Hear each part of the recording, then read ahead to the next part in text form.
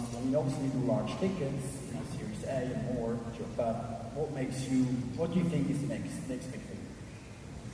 Well, I think it's easy to look at Europe, particularly if you're American, to look at Europe and go, there's not a lot interesting happening in Europe. There's been a lot of consolidation, a lot of big brands, but my experience is that there's just a tremendous amount of interesting stuff that's happening. Oftentimes, sort of perhaps smaller and slightly subscale, but there's a huge amount of interesting sort of businesses out there in the OTA space, in the technology space.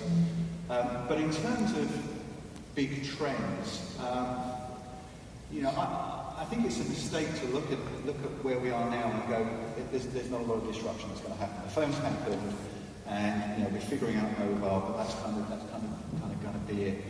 And I think if you look at, I guess, two things. One would be think about Amazon. Right? Amazon were not in search, browser-based search, at all.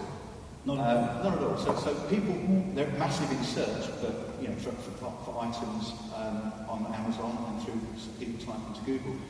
And out of nowhere, with Alexa, they're into search.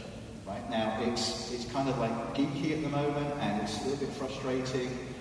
But when you're talking to Alexa and saying, "Hey Alexa, what's the cheapest flight to Miami?" You're in search. And Amazon are getting into search in a big way through voice, and I think that's really, really interesting. So what does that mean to Expedia?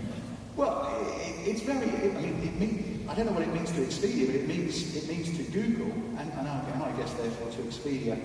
If you're currently playing in Google and you want to be in the top 3 or 4 or the top 3, and you're paying, 10 billion a year between Priceline and Expedia for the privilege, or a lot of that's Google. When you're talking to Alexa, you don't want Alexa to come back and give you 5 flights. Oh, hi, here are the top 5 flights.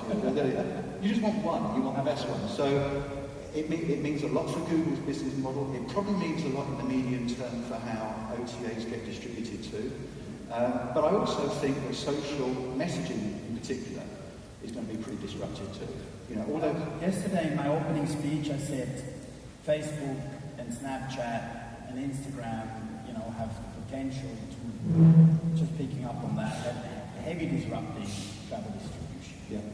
Yeah. And I think it's going to be way more disruptive than any of us think, particularly sort of 3 years out. And why can't I book my flight through Facebook Messenger? Why can't I get my boarding pass through Facebook Messenger? Why do I have to log into a bloody VA app to get my boarding pass? And it's just so stone age increasingly. And also, it's not the way the world works these days.